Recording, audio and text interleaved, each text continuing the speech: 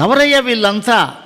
చైనాలో, రష్యాలో, భారతదేశంలో, యూరప్, అమెరికా, ఈ సర్వ జనాంగములు ఈ ఎవరు వీళ్ళంతా అంటే, ఈ భక్తుడు అంటాడు, వీరందరూ కూడా చేదుతూ ఉంటే చేదురు బావిలో ఆ బకెట్ల నుండి నీళ్లు కొని తిరిగి బావిలో పడతాయి, అంతే కదా అంటాడు.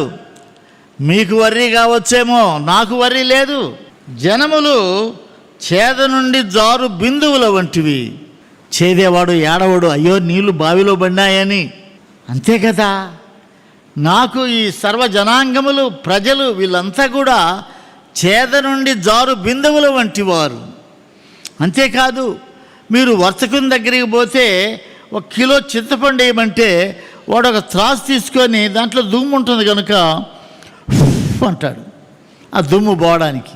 అంతే దేవుడు అంటూ ఉన్నాడు, మీరు ఇవన్నీ చాలా గొప్ప గొప్ప దేశాలు, గొప్ప గొప్ప ప్రజలు, గొప్ప గొప్ప జనాంగాలు అని మీరు అనుకుంటున్నారు.